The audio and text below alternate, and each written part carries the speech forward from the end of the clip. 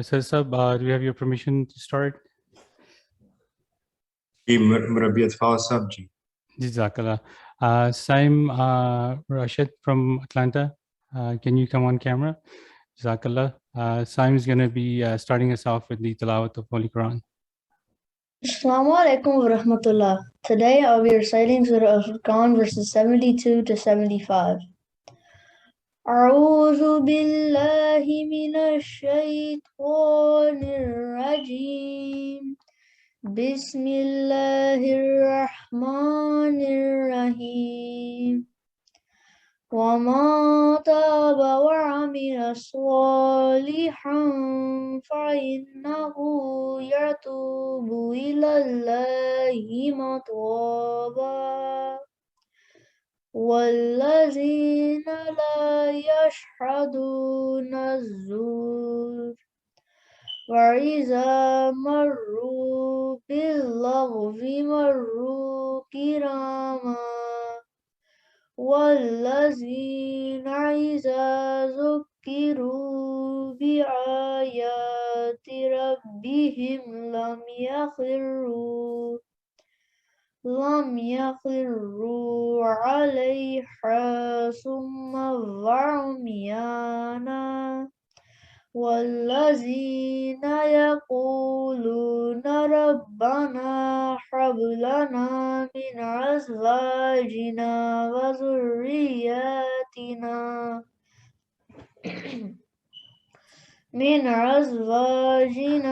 وذرياتنا قرة أعين واجعلنا للمتقين إماما. सूरह अल-फुरकान की आयत 72 से 75 का उर्दू तर्जमा। मैं अल्लाह की पनाह में आता हूँ धुतकारे हुए शैतान से, अल्लाह के नाम के साथ जो बेइंतहा रहम करने वाला, बिन मांगे देने वाला और बार बार रहम करने वाला है। और जो तौबा करे और नेक अमाल बजा लाए तो वो ही है जो अल्लाह की तरफ तौबा करते हुए रुजू करता है। और वो लोग जो झूठी गवाही नहीं देते, जब वो लग़वियात के पास से गुजरते हैं तो वक़ार के साथ गुजरते हैं। और वो लोग कि जब इन्हें इनके रब की याद करवाई जाती हैं तो इन पर वो बहरे और अंधे होकर नहीं गिरते। और वो लोग जो ये कहते हैं कि आ हमारे रब, हमें अपने जीवन साथियों और अपनी औलाद से आंखों की ठंडक अता कर और हमें मुत्कियों का इमाम बना। English translation. Surah Al-Furqan verses 72 to 75. I seek refuge with Allah from Shaitan the rejected, in the name of Allah the gracious, the merciful. And those who repent and do good deeds, indeed turn to Allah with true repentance. And those who bear not false witness, and when they pass by anything vain, they pass on with dignity. And those who, when they are reminded of the signs of their Lord, fall not deaf and blind thereat. And those who say, Our Lord, grant us of our wives and children the delight of our eyes, and make us a model for the righteous. Jazakallah. Jazakallah, Saim. Beautiful recitation. So just to guys let you go through the agenda. Inshallah, our plan today is to cover two things. First one is to go over the National Ijtema that is coming up in about a month, third week of August. So we have the Atfal team that's going to go through the introduction, give you a little summary of when the Ijtema is, what are the logistics. Murabbi Feroz Hundal Saab will give us a little bit around the importance of Ijtema, why we want to see all of the tifl try to attend. And then the main part of the program is to focus on a discussion with the parents about how to, raise Atfal in today's world, our society that we live in, challenges that we face. We have some guests that are brave enough to join us to discuss their experience. And, we want to hear from the parents as well and see how we can, as Atfal administration and MKA can do better and what parents can do to help us as a partnership in raising the Atfal in America. And then we have Sadr Sahab, Khudam Ahmadiyya on with us, presiding this program. So inshallah, we'll end with his concluding remarks, and then he will lead us in dua. So we got a lot of stuff to cover in next 53 minutes. So I'll jump straight into the National Ijtema section. So first I'll request Waleed Bhai to just give us the logistics, and then I'll go to Murabi Saab. Assalamu alaikum. Jazakallah Murabi Atfal for this opportunity to share some of the high-level details of this year National Ijtema. I will go over some details and will share how parents can get more information and get involved as well. Murabi Sahab, if you can open the Ijtema PDF file as well, I think that's a little bit more alive than this.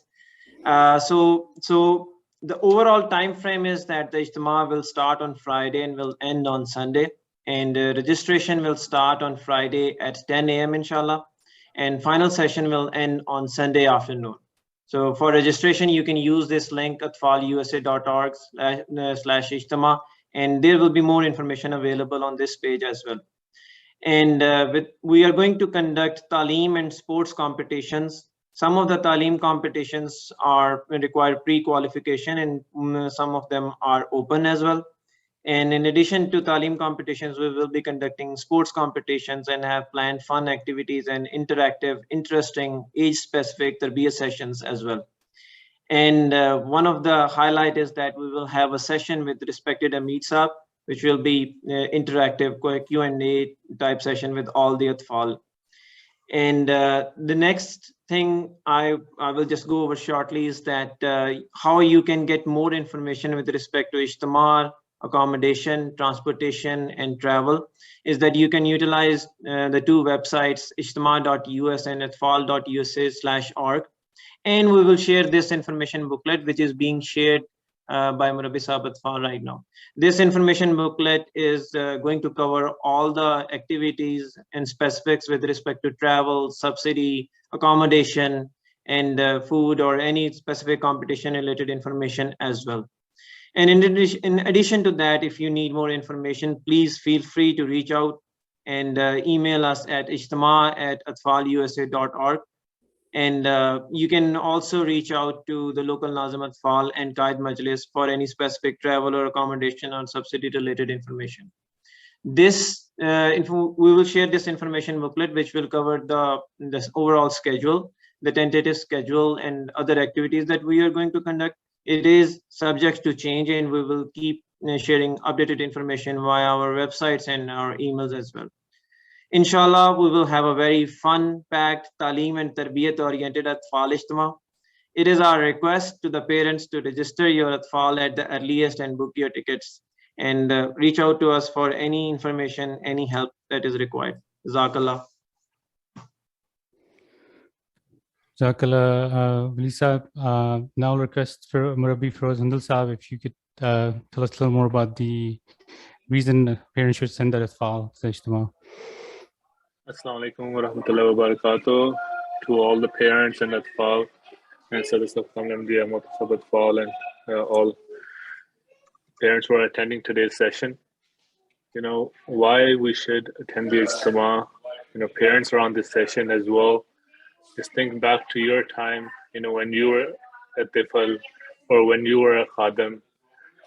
Did you enjoy those gatherings as well? Did you enjoy those moments when you got to see your friends from other places as well? Right now, you want to create that same, environment for your kids as well, so they can enjoy as well. And there's a hadith of Holy Prophet Muhammad sallallahu alaihi wasallam that when people gather together for the remembrance of Allah the Almighty, they are surrounded by angels and covered by the mercy from their Lord. When Hazrat Khalif Tamsi Sani when he founded Majlis Ahmadiyya, and he made all the rest of the auxiliaries as well, Ahmadiyya and Lajna Ma'allah and Ansarullah, he didn't just focus, on the spiritual well-being, but aside from that, the physical well-being was also taken care of, right? So that both parts go hand in hand, the spiritual side and the physical side as well. So the Ijtema administration, every single year tries their best to arrange, all sorts of options for, our Atfal and Khudam as well, so that if one isn't able to take part in one competition, they can take in another participate in another competition. So Ijtema is, is a great training camp, you can say, in every sense of the term, whether, you're participating in competitions or just popping in, to watch a match or two, and, or you're just organizing, right? You're getting all these qualities within yourself that you didn't know that you had, right? So there's always something good for every single one of us, whether we're watching or organizing or participating, to take home as well. So it's here that, sometimes Khudam and Atfal realize that, I can actually deliver a speech, right? Or I'm actually good at Nazm. I can, you overcome your shyness or the stage shyness that we have sometimes as well, that we're able to speak in front of a large gathering as well. Or we're able to answer, sometimes these rapid fire questions that happen in those quizzes as well that are arranged, right? You're able to participate in sports, right? In that sense, you're connecting with each other as well. Or all from a young age are learning how to connect with others, how to make teams as well, how to lead other people as well. So there's a number of qualities that we continue to benefit by participating in these ijtimas. Then, of course, Waqar Amal is happening as well, right? Before the ijtima starts, there's a lot of preparation that goes in preparing for the ijtima. Right, so when we all gather for these ijtimas, we benefit and see that how much hard work is put into it, in the prep work and the actual thing, and then afterwards as well. I want to mention that in our auxiliary pledges, we talk about we pledge to sacrifice our lives, our wealth, our honor, right? But if we are true to ourselves, are we able to sacrifice our life if it is required from us? Are we able to sacrifice our wealth if it is required from us? Are we able to sacrifice our honor and if it is required from us? We just passed the Eid of Eid al-Adha, which talks about sacrifice as well. So talking about sacrifice, which is required from us. When our kids are in school, we try our best that they get the best education, they're in the best school, they're the best teacher.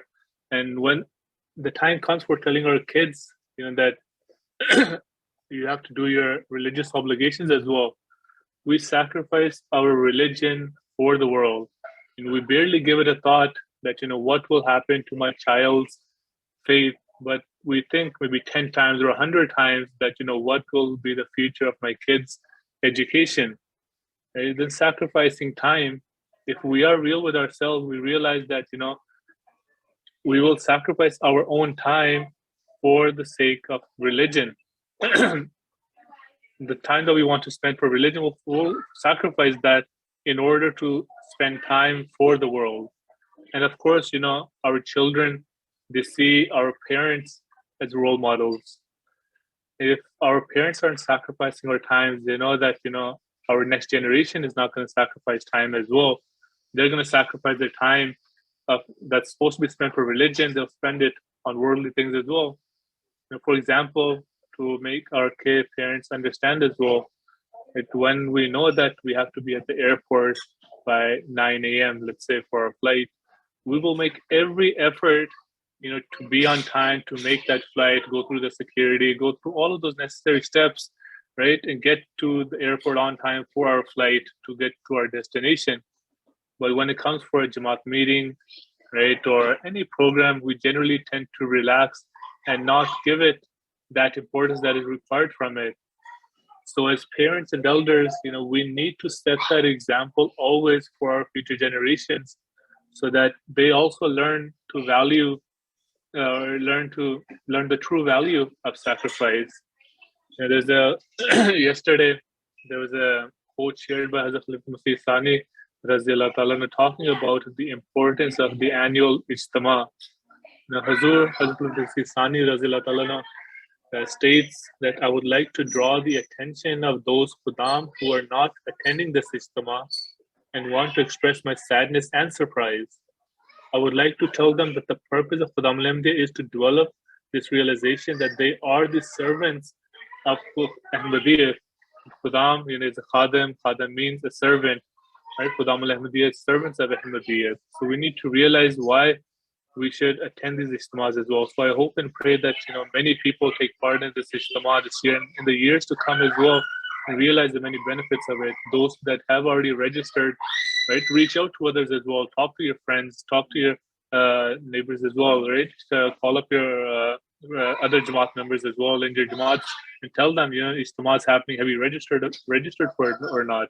Right? Spread the word in that sense as well. You're not only doing yourself a favor, but you're doing others a favor as well if that word hasn't reached out to them. Inshallah. Assalamu alaikum. Jazakallah. Jazakallah, Mabi Sahab. Hopefully parents got the message and we're going to keep reminding them. We have 1 month to go. So with that, inshallah, we'll jump into the other discussion. But if any parents have any question as we open up for our discussion, you can bring your ijtima question as well, so we could try to answer it. But all the information, the links have been shared with you. So with that said, we get into our main discussion of the webinar, which is around the moral training of Atfal. And there's no magic formula, as we all know. Not same thing doesn't work for everybody. As we have seen, one thing that works probably at my home probably wouldn't work at yours. But the idea of this discussion is not to kind of give you the magic formula, but have that discussion to see what works for different people. And if you have any challenges or if you have a success story, please share us so others can learn. So we do look forward to participation from parents. Either you can submit questions through the question answer feature of the webinar, or you can raise your hand and I will just bring you into the discussion. So before we get there, I want to introduce our two guests that I said were, father-son combination we got that were brave enough to discuss their experience with us. So Dr. Wasim Sayyid Saab, who's our National Tabligh Secretary of USA, well known, I'm sure you guys are aware. So, and then we have his son, Zakaria Sayyid Saab, who's also serving as the General Secretary in LA Jamaat.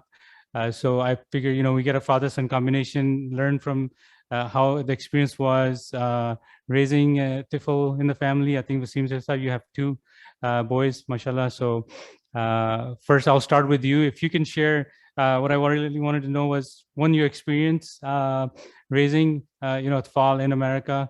And I know you said you briefly lived in Canada as well. And also, one thing that sticks out that was effective, and one thing that maybe you learned later in life that you said, oh, I should have, known sooner with my kids, because I'm going through that myself now. So I'll throw those questions at you to get things started. Jazakallah. Assalamu alaikum warahmatullahi, everybody. It's an honor to be here and to be thought by you worthy of trying to address these issues. But the answer to the first question, that you really talked about here, that what worked, I guess.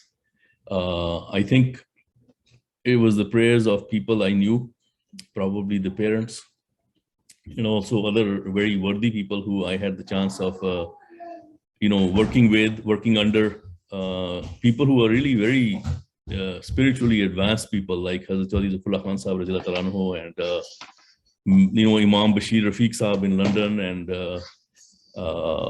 Mukarram,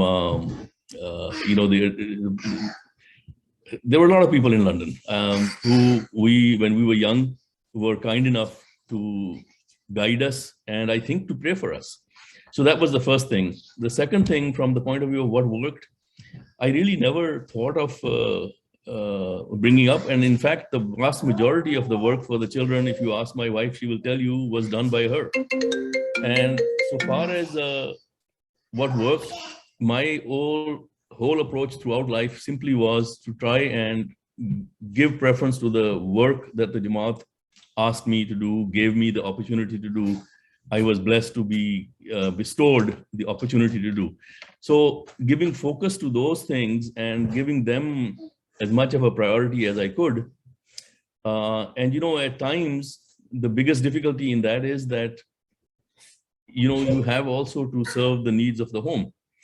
So this is a constant battle, whether you are overdoing one and underdoing the other, or whether you are trying to strike the balance. And here, I guess, assessment is not only of my assessment, it's also the assessment of the wife, the mother.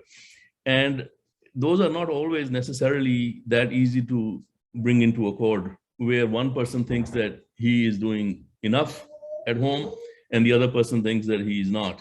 And of course, we always continue to receive guidance from the Khulafa. So there were a lot of things that related to the bringing up, not of Atfal, but the daughters, for example, especially, which were difficult.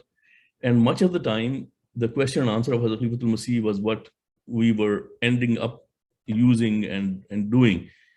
In terms of one thing I should have done better, I think it's a public forum. We're supposed to keep our secrets within us, but I had a lot of shortcomings in, I guess,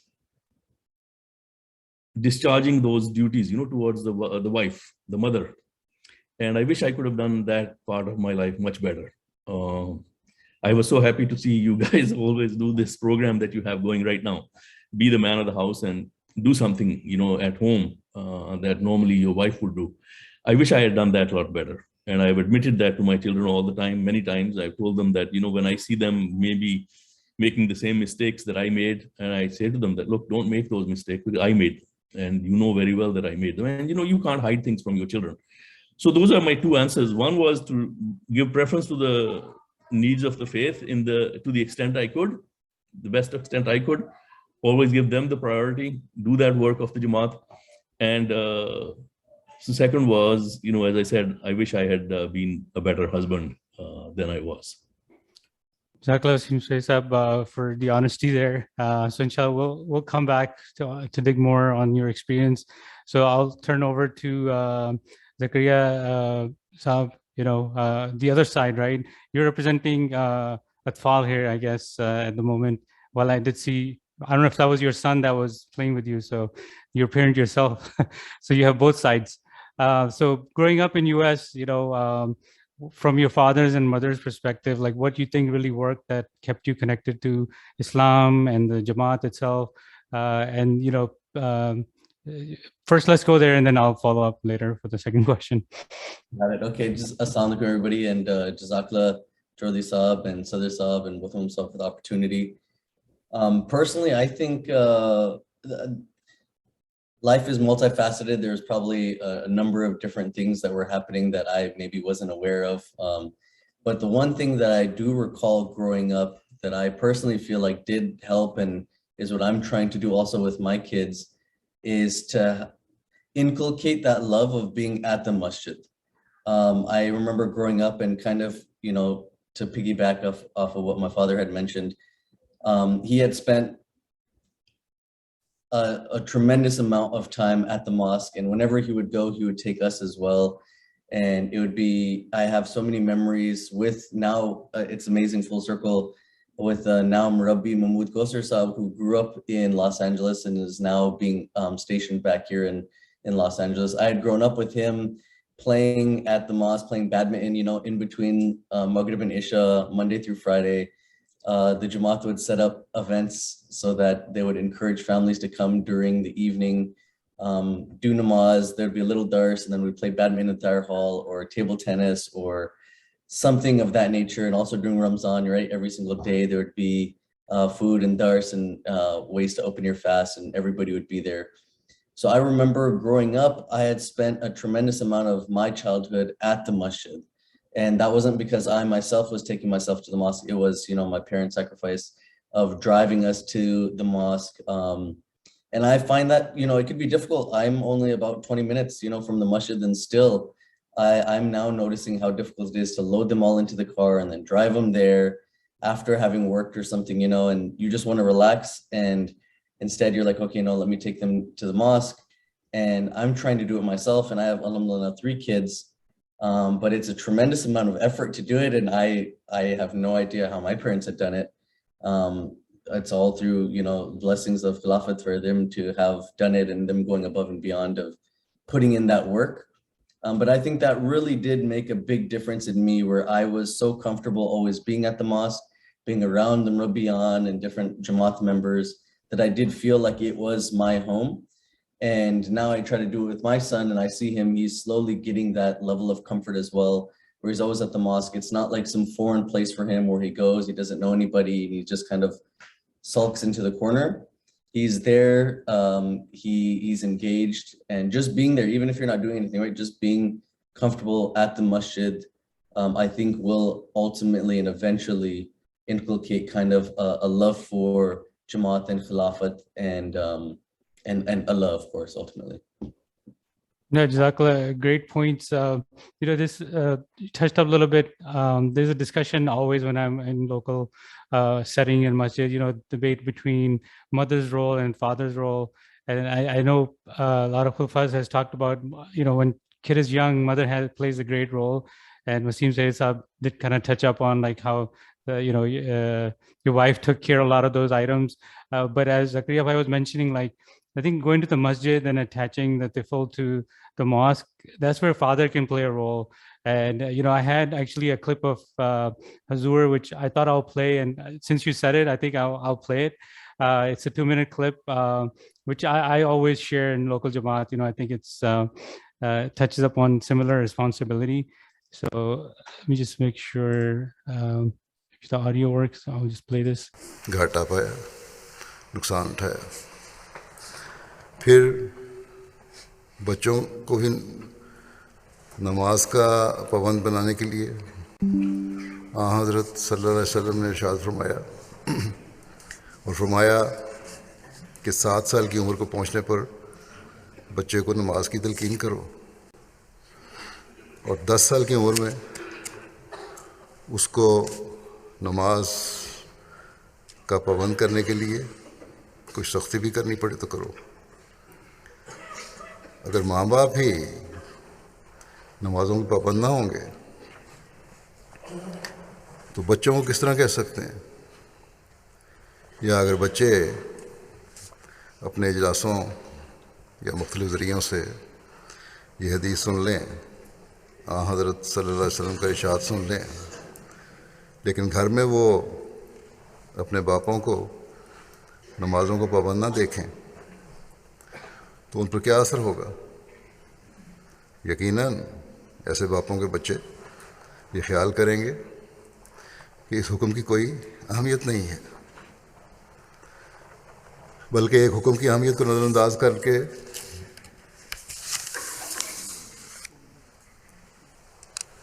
करने से बच्चे के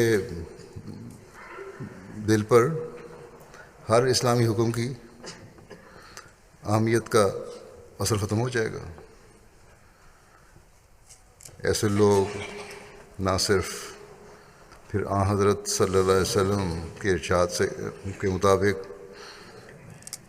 ख़ुद घाटा पाने वालों में शामिल हो रहे होते हैं, बल्कि अपनी औलाद को भी घाटा पाने वालों में शामिल करवा रहे होते हैं।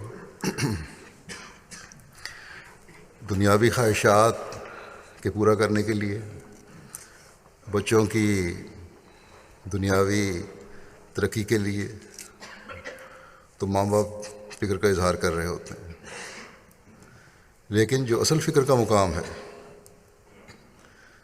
इसकी परवाह भी नहीं होती। फिर एक हकीकी मोमिन के लिए सिर्फ नमाज ही।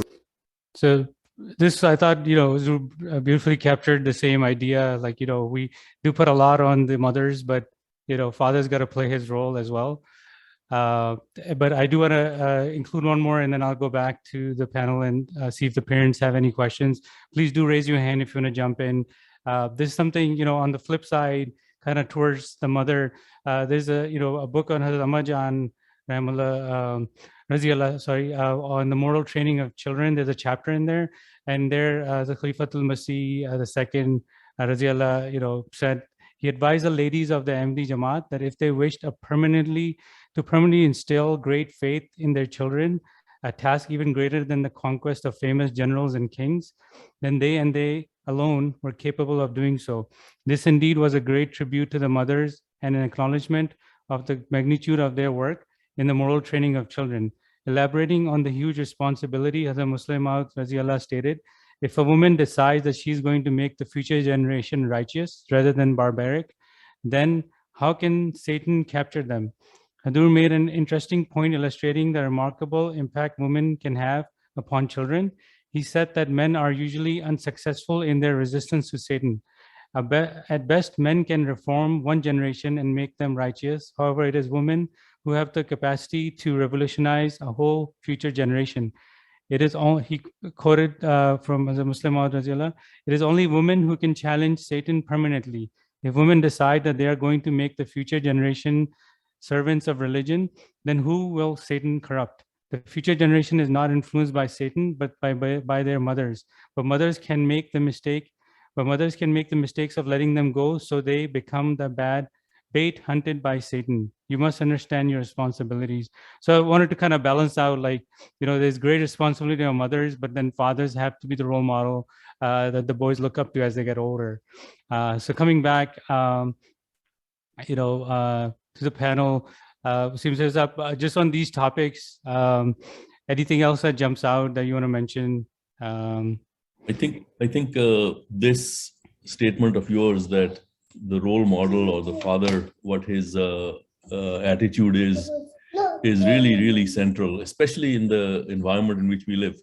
We have a choice whether the children should heed what we are asking them to heed, or whether they should come under the influence of the outside world.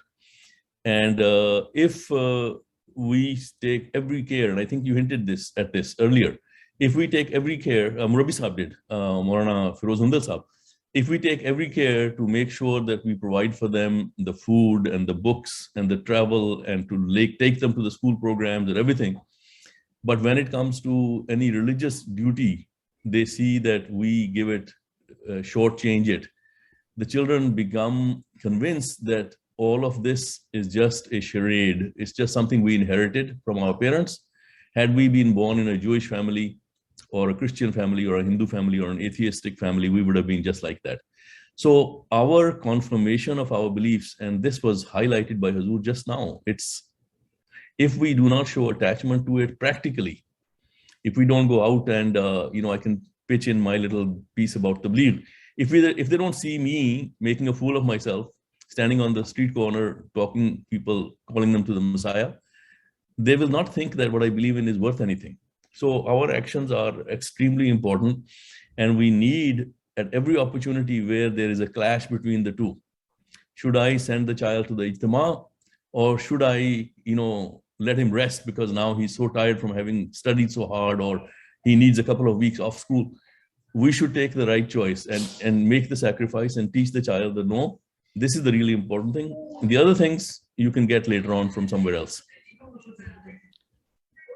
Exactly. And I think we got a question from one of the family on the same topic we're discussing, that, they're saying why only mothers are responsible for the children tarbiyat. Don't fathers have to play their role too? We need to educate the parents too, because children do ask, why Papa don't do it, this or that.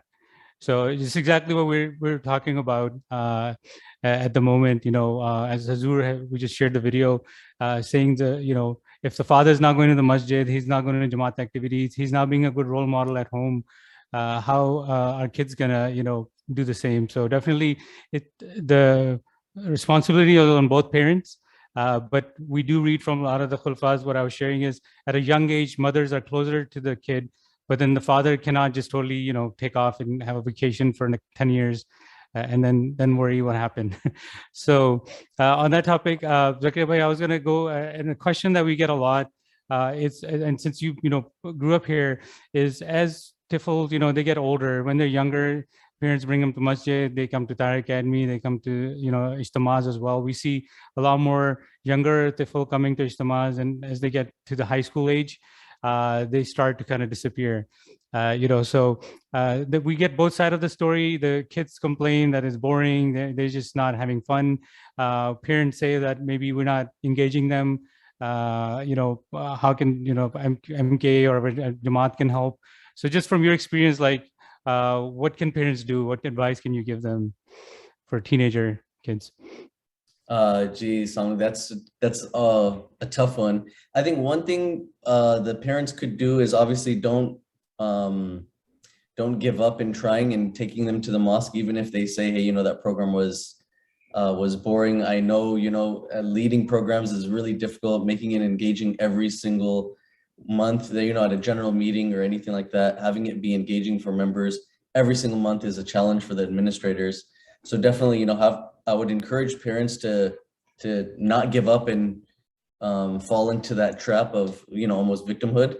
Keep taking them to the events, and inshallah, something will click and connect with the tifl or young khadim. But at the same time, I think from a parent's perspective, the one thing the parents could do is really, by that time, you should be a friend of with your child, whether it's a khadim atfal around that age. If you really build that friendship with your kids might have questions that they don't feel comfortable asking, Sadr Majlis or Mutamam Atfal Sab or their Qaid, their Nazm Atfal, or even with their friends. And I think if you have that friendship with your child and that kind of relationship, that close relationship where you say, hey, if there's anything that you need or might be concerned about, know that I'm here, for you at any time, and bring those questions to me. And then at the same time, as a parent, if you don't have the answer, I think it's okay to say, hey, you know what, I might not have the answer to your question that you have. That's an interesting point that you've made. I've never thought about it like that. But then help them together to show them where they can find the answers to those things. Sit there with them. And I've done this multiple times with my own father, and I was much older. I wasn't at that age. I didn't build that friendship with my father until probably after I was married. Then I was like, oh my God, what do I do about this situation, that situation? Then, alhamdulillah, it became an amazing relationship. But I think one thing that my father would do is he would show me how to find the answer. He'd be like, okay, let's go on Al-Islam. Let's start researching. Let's read some of the translations of the khutbahs and stuff. And that helped me learn how to find the answers to my own questions that I would have. And then when I would have the discussions with our friends, I'd be more well-equipped in at least somewhat knowing what the jurisprudence is, for example, of what Islamic teachings are. So on the parent side, you want to summarize, keep bringing them to events, regardless of what they say of how lousy or amazing the event was. And number two, show them that you're their friend, be there for them, and engage with them on topics that they might be struggling with. I think that'll go a long way. If anybody from the panel wants to jump in, let me know. I'll keep going. Also, if you have any questions from the parents' perspective, do jump in. I do want to share something related I found, and it's, I would call out, like, if you go to Al-Islam and you type just moral training of Atfal or Tarbiyat, you get so much, treasure. I just wish, like, when I had younger kids, I was using it. Now I feel like my kids are a lot older now, but I think can learn from that. I'll share something that I came up with. So I think you guys can still see my screen. This is something I found in a khutbah Zur I gave on 23rd April 2010, where he talks about MD kids need to know, like, they're different. That's something we need to, make sure our kids understand. So we're not always trying to, join everybody else in the society. So as we said, these days, the glitz and glamour of this world, vain vulgarities, and many societal ills are standing in front of us, trying to ensnare us and take us away from morality. Though these are not considered ills by Western standard, these are ills according to the Islamic teachings. As I said before, some wrong acts are done in the name of broad-mindedness, but they keep pushing us towards evil. This is neither entertainment nor freedom. Rather, these are pits of fire in the name of entertainment and freedom. Allah the Exalted, who is extremely gracious to his people, has clearly explained for the believers that this is fire. This is fire. Save yourself from it and save your children from it. I say to the young men and women who live in this society that this is not the objective of your lives. Do not think that the purpose of your life is to get involved in these vain pursuits, that this lifestyle is all there is for us. Though the status of being an MD, through the status of being an MD, there should be a difference between you and others. So, as we're discussing, like, we can, have more interesting events at Masjid, and we can engage the kids more. But at the same time, there is some Islamic teachings and guidance that we have to follow. So parents have to make sure the kids understand that, like, we're not coming to Masjid to always, like, have fun. we also got to learn and understand, what the purpose of birth in this world is. So, this is where this argument is never made about the school or the college or the job or the office. We have to undergo severe situations in those kind of places. And, as I saw my children work and whatnot, it was never the case that I said, oh, school is boring, therefore you can't go. I never heard a parent say that to me. Or that politics at the office is very, very, terrible, terrifying. I'm just going to give up now. Nobody makes those kind of arguments. Some things have to be done, and these are decided based on principles. And the principle that we adhere to is, the world needs the recognition of God and the unity of God in order to arrive at peace. And if we are not dedicated and devoted to spreading this word or practicing it, the world is going to be in a much worse place, and our children need to understand that and learn that. Jazakallah, a great point. And I always discuss that too with local, parents. The question comes up, we have too many Tahir Academy classes. If you try to do more than 2 a month, it becomes a big issue with parents. Then some complain that 10 a.m. is too early. But as you said, like for school, my son's high school starts at 7:25 in the morning. We all have to get up and go drop him. And it's 5 days a week, not, 3 times a month. So we have to, as a parent, also kind of understand, what our priorities are. That said, these are small things, but the smallest indication where a child realizes, oh, my father doesn't think this is important. He understands it immediately. And then to negate that is really very hard. And I always, during the time that I was blessed to be Waqf Jadid secretary, I would go around the country and I would tell people that, it is really sad. Our children learn from us. When the father gives the child at 18 a car, this child is suddenly nowhere to be found. He's worshiping the car, but he forgets the person who gave it to him. But the problem is that they learned this from us. Allah gave us this child, and yet, we forgot the benefactor, the one who gave us the child, and we started worshiping the child. We started making sure that, he becomes the center of our attention and not God. This is a very fine and difficult thing, but that is really what happens. We fall in love with the things that Allah gives us and forget the fact that He gave them to us. Indeed, exactly. Jazakallah for that point. So I'm just checking in if you want to make any comments. I know we'll get you at the end, but if you want to jump in and say something, feel free. Jazakallah. I'm enjoying the pearls of wisdom from Wasim Sayyid Sahib. Jazakallah, I'm good. Jazakallah. And looks like, we're a couple of more questions came in around the same point and why are fathers not getting involved. Looks like, mothers are feeling that they're not getting the support from fathers.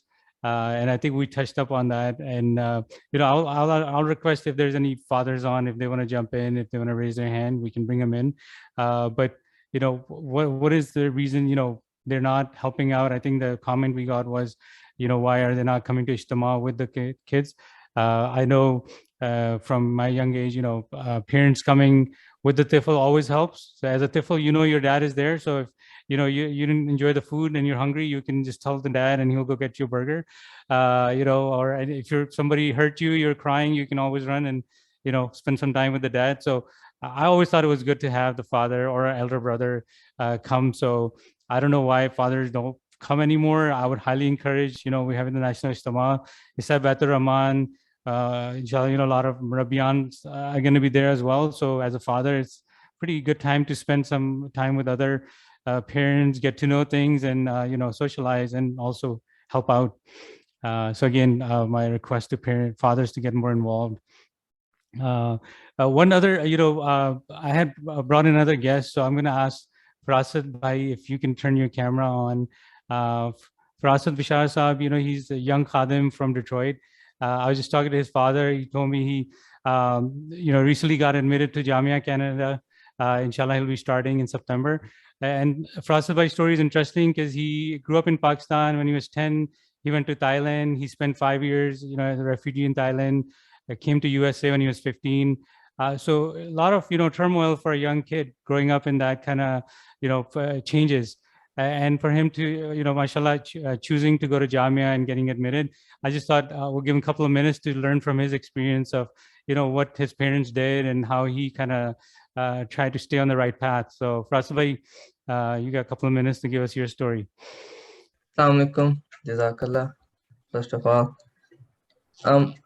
first thing is that my parents always told me to do, like, join Jamaati events, and especially in Pakistan, my father would bring me to he was doing duties in MKA on like Juma duties in Pakistan. So he would bring me with him. So I would, in first couple of years of my, before Atfal, I would like go sit with my grandfather in the masjid, and my grandfather would be sitting like in the front row, and he would, after the Juma, we had Amir Sahib Faisalabad, every Friday would give a Friday sermon. So every time, after every Friday sermon, so my grandfather will be, would be meeting with Amir Sahib. So, and then I had opportunity with my grandfather as well. And then when I got in Atfalul Ahmadiyya, my dad, I also requested that I wanted to do some duty as well in masjid, so I want to be connected as well. So then I did some couple of years the water duty in give water out, so that every duty member in the Juma center. Then in Thailand as well, I try to be connected as everyone. My father we had like a very near house with the namaz center. We used to go there, and that's the most thing. And then here as well, trying to stay away from anything that is not allowed from our Islamic perspective, as well as our own culture things. Like, I don't know. No, that's great, Jazakallah, for coming on. Just wanted to share an example, like somebody going through the turmoil and still sticking with the Jamaat. Definitely your parents get a lot of credit, and yourself. So Jazakallah for sharing your experience. Wish you best of luck in Jamia. Yeah. So last thing, we coming close. One thing I do want to mention is something that, as Rabi Atfal, we're pushing to all the local majalis as well. Is I read a khutbah of Khalifa Rabi from 1988, and I'll show a little summary. It's the importance of Jummah and what that plays into Atfal's upbringing. A lot of parents sometimes neglect that, and I just want to share some quotes of Hazur, and then maybe take some final comments from Zakaria Bhai and Wasim Bhai as well. So as a Khalifatul Masih, the Rabi Rahimullah, stated on Friday's sermon, January 1st, 1988, this whole khutbah is the importance of Jummah, and mostly with kids. So Hazur said, the situation in the Western countries is grievous. Most children do not come to Jummah, nor do women. You can say that it is not mandatory for women and children to come to Friday prayer, but in order to keep their religious upbringing alive, it is essential that they come. If you will deprive children from coming to Jummah when they are younger, they will remain deprived when they grow old and when it is mandatory upon them. The parents here in the UK and other European countries whose older children do not have the habit of coming to the Jummah are to blame. It is their fault that they did not instill in their children the habit of coming to Jummah from their childhood. Hazur further stated, you can say that we have no choice. Kids have to go to school. For this reason, you have two choices. Choose whichever you wish. Either give preference to their school and worldly knowledge, and make the choice of forsaking their faith, or give preference to their faith and their spiritual livelihood. The reason I say this is that in the way of life of the Jamaat, those children who are completely ignoring Jummah prayers have no future. There are only few rare exception cases where there is a special grace from God, and one or two of them might be saved. But the majority of them are becoming more and more distant and are falling into the decline of their faith faster as time passes. This is why there needs to be special attention given to the Friday prayers. So I'll go back to our guests, so Wasim Saab and Zakaria Bhai. Any comments on this? These quotes from Hazur? I think life is very simple, really. What again and again you hear from our Khulafa, from the Holy Quran, don't kill your children with your own hands. Our actions speak far louder than our words. So in my own life, I think maybe a lot of times I got, I guess, negative feedback from my own wife and others that you don't say enough. And I think this is really, I mean, my character or my feeling has always been with the children that, what I do ought to be enough, or that's been my attitude, but perhaps to a fault. I think one of the speakers was just saying that you have to also indoctrinate. You have to also, indoctrination is not bad. Indoctrinating children in the worldly things, which is what we end up doing if we don't tell them about Islam, and if we don't show them by practical actions that this is what is really valuable.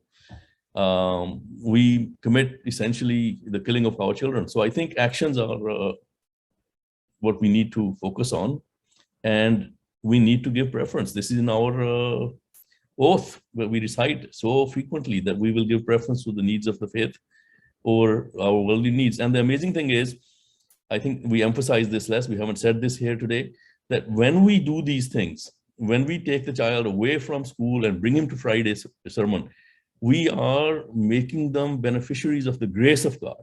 And everything that happens, the wealth that we think our children need, the power or the prestige, Allah bestows all of that.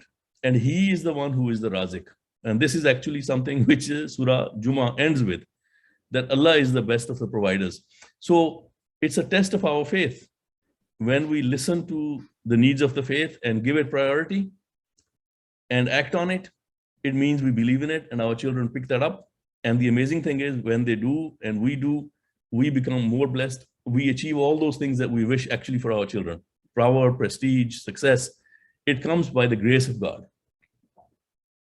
Jazakallah, seems great words of wisdom. Zakir bhai, any comments from you? No, Choice others. I mean, you heard it from the Khulafa. There's nothing more that I could really add. Jazakallah. So, Sazab, there's one raised hand. If we have your permission, we can take a question and then conclude it. Sure, let's go ahead. So, Farooq Saab from Atlanta, you have your raised hand. You can unmute and go ahead.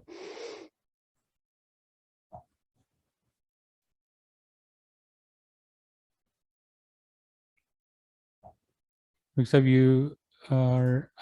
you can unmute and ask your question.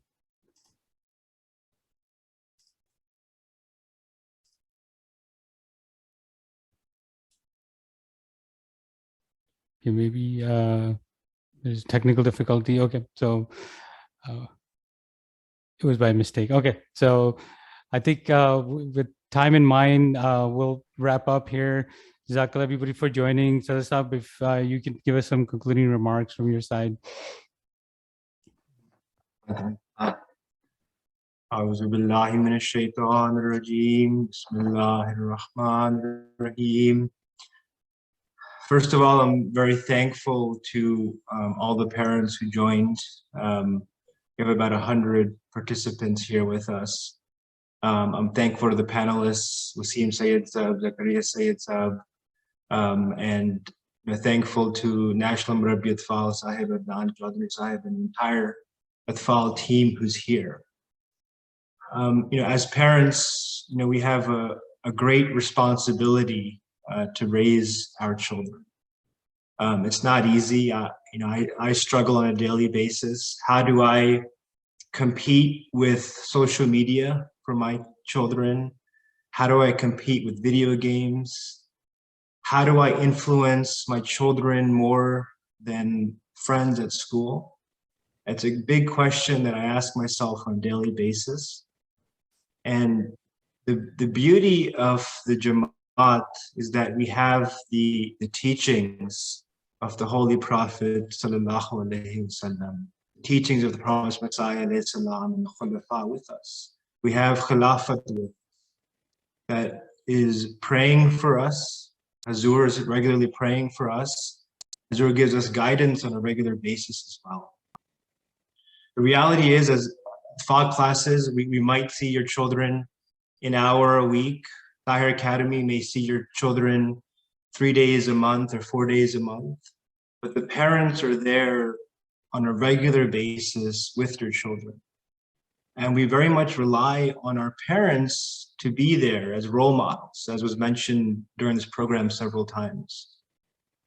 And we just passed Eid al-Adha, and we saw the great sacrifice that Hazrat Ismail made and was allowing his father to sacrifice him, make the ultimate sacrifice. And if we want more Hazrat Ismails to be among us, to be our Atfal, to grow up to be Hazrat Ismail, then we have to become Hazrat Ibrahim and Hazrat Hajra. That's the expectation of each of us in order for us to have this progeny and the future generation to be. I wanted to go back to just a book that Murabbi Atfal mentioned. I was recently reading this book of Hazrat Ammajan, and this is a book that was published by Ijtema UK. And in that book, there is a lot of pearls of wisdom of how Hazrat Ammajan parented. What was her parenting style? And I would suggest that each of us, if you can't read the whole book, at least focus on, there's a few pages of page 125 to 147, where Hazrat Ammajan, they go into Hazrat Ammajan's parenting style. I just want to go over just one of the things that I read recently. So this Hazur in 2002, Hazrat Khalifatul Masih IV in July 2002 addressed the Lajna and said that if you wish to save your children from evil influences, then follow the pure example of Hazrat Ammajan. This prescription is without fail. Whoever follows it will be successful. And in this khutbah, Hazur went into some points as to how Hazrat Ammajan, who is the wife of the promised Messiah, salam, how did she parent her children? One thing that she insisted on was that her children must never lie, despite fearing the worst consequences.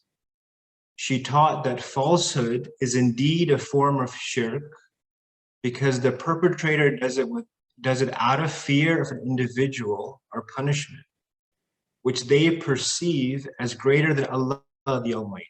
Hazur said that Hazrat Ammajan did not stress anything more in her children than, quote, developing a repulsion of deceit. Hazrat Ammajan also ensured that her children felt that they had the parents' belief and confidence in them. And children should believe that if parents respect them, so too will others. Third, Hazrat Ammajan emphasized the importance of prayer. She prayed continuously day and night. Almost every utterance and action became a prayer on Hazrat Ammajan's lips.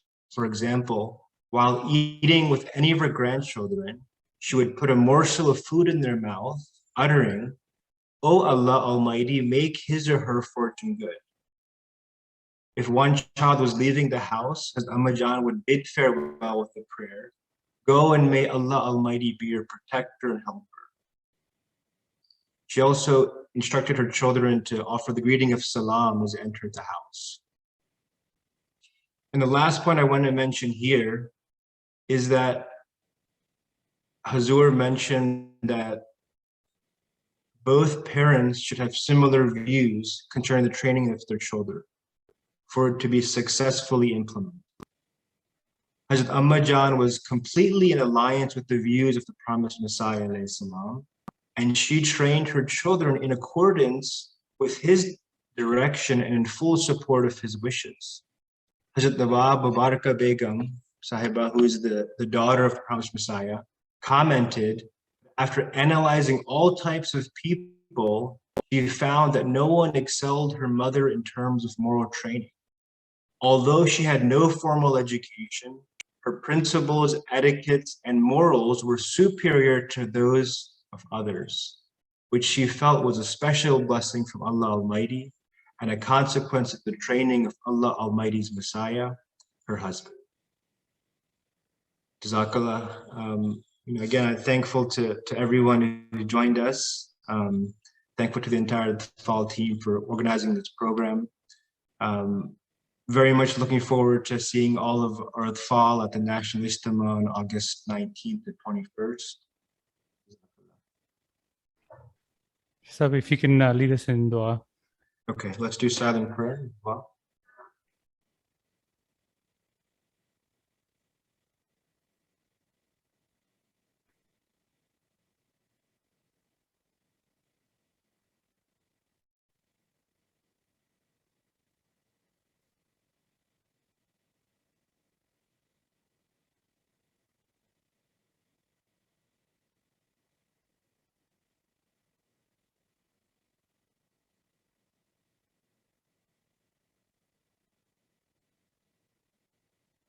Ameen.